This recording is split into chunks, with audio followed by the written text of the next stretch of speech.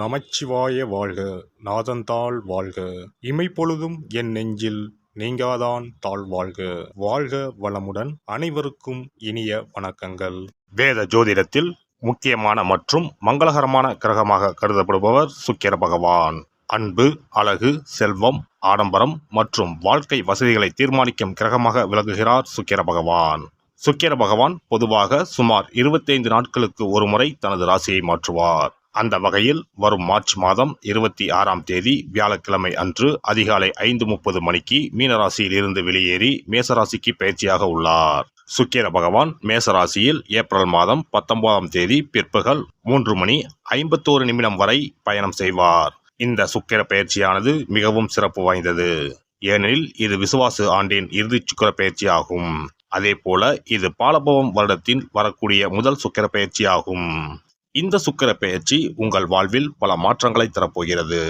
குடிசையில் இருந்த சில ராசிக்காரர்களின் வாழ்க்கை இப்போது கோபுரத்தில் ஏறப்போகிறது. பணம் பல வழிகளில் இருந்து வரப்போகிறது. இதுவரை இருந்து வந்த உடல் உபாதைகள் படிப்படியாக குறையப் போகிறது. பட்ட கடனை அடைக்க புது வழிகள் பிறக்கும். நடக்கப்போகும் இந்த சுக்கிர பெயர்ச்சியால் உங்கள் வாழ்வில் வளமும் நலமும் செல்வ செழிப்பும் பெற்று வாழ்வில் உயரிய நிலையை அடைய எல்லாம் வல்ல எம்பெருமானை வேண்டி விரும்பி கேட்டுக்கொள்கிறேன். துலாம் ராசி அன்பர்களே, இந்த சுக்கிர பெயர்ச்சியின் போது பொருளாதாரம் சீராக இருந்தாலும் பெரிய முதலீடுகளை செய்ய வழிவகை ஏற்படாது. குடும்பத்தினர் ஓரளவுக்குத்தான் ஆதரவாக இருப்பார்கள். அதோடு கூட்டாளிகளும் பக்கபலமாக இருக்க மாட்டார்கள். எந்த முக்கிய முடிவையும் ஒரு முறைக்கு இருமுறை யோசித்து எடுக்கவும். மற்றபடி பொது காரியங்களில் ஈடுபட்டு நல்ல விஷயங்களை கற்றுக்கொள்வீர்கள்.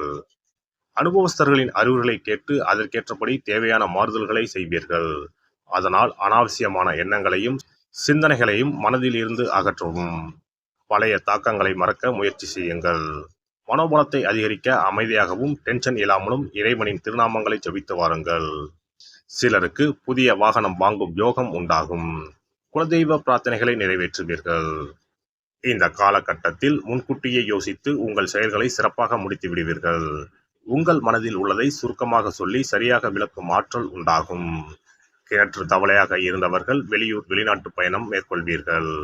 சமுதாயத்திற்கு ஏதாவது ஒரு வகையில் சேவை செய்து பெயரும் புகழும் பெறும் யோகம் உண்டாகும். குறைவான உடல் உழைப்பிற்கு கூட நிறைவான வருமானம் கிடைக்கும். இல்லத்தில் குதூகலம் நிறையும். ஆன்மீகம், தத்துவம் போன்றவற்றில் ஈடுபடுவீர்கள். ஒன்றுக்கும் மேற்பட்ட இடங்களில் இருந்து வருமானம் வரத் தொடங்கும். குடும்பத்திலும் வெளியிலும் உங்களின் செல்வாக்கு உயரும். இல்லத்திற்கு தேவையான ஆடம்பர பொருட்களை வாங்குவீர்கள். அரசு அதிகாரிகளுடனான உங்கள் தொடர்பு அனுகூலமான திருப்பங்களை கொண்டு வந்து சேர்க்கும். அதே நேரம் மனதில் கற்பனை பயங்களும் உண்டாகலாம். கடினமான உழைப்புக்கு இடையே சற்று ஓய்வெடுத்துக் கொள்ளுங்கள். இந்த காலகட்டத்தில் சமுதாயத்தில் முக்கியஸ்தர் என்ற அந்தஸ்தை பெறுவீர்கள். உத்தியோகஸ்தர்கள் அனைத்து வேலைகளையும் திருப்திகரமாக முடிப்பீர்கள். வருமானம் படிப்படியாக உயரும். மேலதிகாரிகள் உங்களுக்கு சாதகமாகவும் பக்கபலமாகவும் நடந்து கொள்வார்கள். அலுவலக வேலைகளில் பளு இருக்காது. விரும்பிய இடமாற்றம் கிடைக்கும். புதிய பயிற்சிகளை மேற்கொள்வீர்கள். வியாபாரிகளுக்கு இது லாபகரமான காலகட்டமாக அமைகிறது. பொருட்களின் விற்பனை நல்ல முறையில் நடக்கும். வாடிக்கையாளர்களின் தேவைகளை புரிந்து கொண்டு அதற்கேற்ப விற்பனை முறைகளை கையாளுவீர்கள். என்றாலும் கூட்டாளிகளை அதிகம் நம்ப வேண்டாம். அரசியல்வாதிகள் சிரமமின்றி வெற்றிகளை பெறுவீர்கள். சிலர் புதிய பதவிகளில் அமர்வீர்கள். தொண்டர்களின் ஆதரவும் கட்சி மேலிடத்தின் ஆதரவும் இருப்பதால் உங்களின் எண்ணங்கள் யாவும் நிறைவேறும். புதிய பயணங்களை மேற்கொள்வீர்கள். கலைத்துறையினருக்கு பணவரவு திருப்திகரமாக இருக்கும். கை நழுவி போன ஒப்பந்தங்கள் உங்களை தேடி வரும். உங்களின் முயற்சிகள் எதிர்காலத்தில் நல்ல பலனை தரும். பெண்மணிகளுக்கு கணவரின் அன்பும் பாசமும் அதிகரிக்கும். புதிய ஆடை ஆபரணங்களை வாங்கி மகிழ்வீர்கள். மனதிற்கு இனிய சுற்றுலா சென்று வருவீர்கள். மாணவ மணிகள் அதிகமாக உழைத்து நல்ல மதிப்பெண்களை பெறுவீர்கள். உள்ளரங்கு விளையாட்டுகளில் ஈடுபட்டு வெற்றி பெறுவீர்கள். பெற்றோரின் ஆதரவுடன் உங்களின் கோரிக்கைகள் நிறைவேறும். நட்சத்திர பலன்கள் சித்திரை 3-4 பாதங்கள். இந்த காலகட்டத்தில் சீரான பலனை எதிர்பார்க்கலாம். உங்கள் முயற்சிக்கு தகுந்த பலன்கள் வந்தே தீரும். வழக்கு விவகாரங்கள் தள்ளி போகும். எல்லாம் நல்லதாகவே நடக்கும். சுவாதி நட்சத்திரம் வீண் கலகமும் அலைச்சலும் இருக்கும். இருப்பினும் குருவின் பார்வை தைரிய வீரியஸ்தான ராசியில் விழுவதால் காரிய அனுகூலமும் நற்சுகமும் பொருளாதாரமும் மேம்படும். நன்மைகள் கிடைக்கும். விசாகம் 1-2-3 பாதங்கள். மதிப்பு மரியாதை கூடி செல்வாக்கு அதிகரிக்கும். முயற்சிகளில் சிறு சிறு தடைகள் வரலாம். உங்களை பற்றி உங்கள் குடும்பத்தார் புரிந்து கொண்டு அனுசரணையாக நடந்து கொள்வார்கள். வெள்ளிதோறும் அருகில் இருக்கும் பெருமாள் கோவிலுக்கு சென்று கருடனை வணங்கி நெய்விளக்கு ஏற்றவும். தினமும் முன்னோர்களை வணங்கவும். வெள்ளிக்கிழமை தோறும் வில்வ சிவனுக்கு சாத்தி வழிபட்டு வர உங்கள் துக்கங்கள் சந்தோஷமாக மாறும். ஒரு முறையாவது குலதெய்வத்தையும் இஷ்ட தெய்வத்தையும் ஒரே நாளில் சென்று தரிசித்து வாருங்கள். கடன் பிரச்சனைகள் தீரும், குடும்பத்தில் மகிழ்ச்சி நிலவும், மன நிம்மதி உண்டாகும். சிறப்பு தொகுப்பு. இனி சுக்கிர பகவானின் அருளை முழுமையாக பெற வெள்ளிக்கிழமையில் செய்ய வேண்டிய வழிபாடு என்ன என்பதனை பற்றி காண்போம். வெள்ளிக்கிழமை என்பது தெய்வ வழிபாட்டிற்கு உரிய நாளாகும். அதிலும் குறிப்பாக மகாலட்சுமியை வழிபடுவதற்கு சிறப்பான கிழமையாக கருதப்படுகிறது. நமக்கு செல்வத்தை வாரி வழங்கக்கூடிய மகாலட்சுமி தேவியும் குபேரனும் நம்முடைய பூர்வ ஜென்ம கர்ம வினைக்கு ஏற்ப பலாபலன்களை கொடுக்கிறார்கள். அதை அனுபவிக்க செய்யும் பொறுப்பு சுக்கிர பகவான் பார்த்து கொள்கிறார். ஒருவர் செல்வந்தராக இருப்பதற்கு ஜாதகத்தில் சுக்கிரன் அருள் கட்டாயம் இருக்க வேண்டும். சுக்கிரனுடைய அருள் பெற வெள்ளிக்கிழமையில் சுக்கிரஹோரை வரும் நேரத்தில் இவ்வாறு வழிபாடு செய்தால் சுபபோக வாழ்க்கையை அனுபவிக்க முடியும்.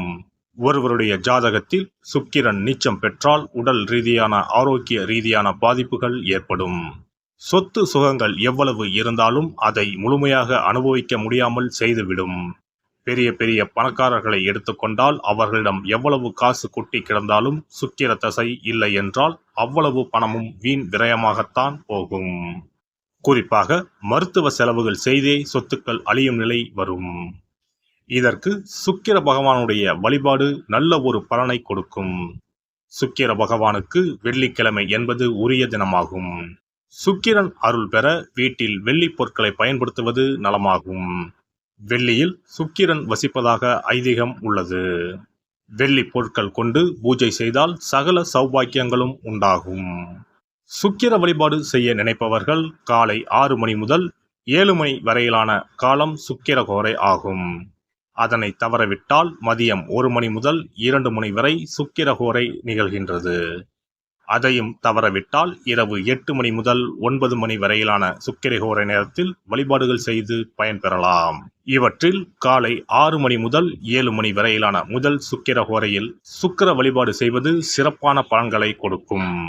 காலை முதல் மாலை வரை உபவாசம் இருந்து சுக்கிர பகவானுக்கு உரிய காயத்ரி மந்திரத்தை உச்சரித்து கல்கண்டு சேர்த்த சர்க்கரை பொங்கலை நைவேத்தியம் படைத்து வெள்ளை நிற பூக்களால் அர்ச்சனை செய்ய வேண்டும்.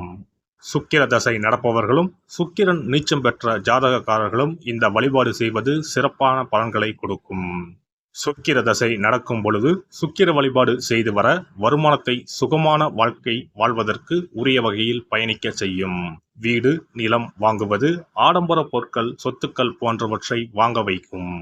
அதுவே சுக்கிரன் நீசம் பெற்ற காலத்தில் இந்த வழிபாடு செய்பவர்களுக்கு வீண் விரயங்கள் இல்லாமல் ஓரளவிற்கு வறுமையிலிருந்து பிழைக்கச் செய்யும். வெள்ளிக்கிழமையில் நவக்கிரக கோவிலுக்கு சென்று சுக்கிர பகவானுக்கு வெள்ளை வஸ்திரம் சாற்றி வழிபாடு செய்யலாம். வெள்ளை நிற நைவேத்தியங்கள் தயார் செய்து கோவிலில் வரும் பக்தர்களுக்கு தானம் செய்யலாம்.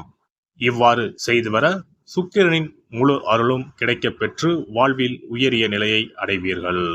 எல்லாம் வல்ல இறையருளால் நீங்களும் உங்கள் அன்பு குடும்பமும் உடல் நலம், நீலாயுள், நிறை செல்வம், உயர் புகழ், மெய்ஞானம் ஓங்கி வாழ்க வளமுடன். இந்த வீடியோ பதிவு உங்களுக்கு பிடித்திருந்தால் லைக் பண்ணுங்க, கமெண்ட் பண்ணுங்க, ஷேர் பண்ணுங்க, மறக்காம சப்ஸ்கிரைப் பண்ணுங்க, பக்கத்துல இருக்கிற பெல் பட்டனை கிளிக் பண்ணுங்க. நன்றி, வணக்கம். ஓம் நமச்சிவாய, சிவாய நம.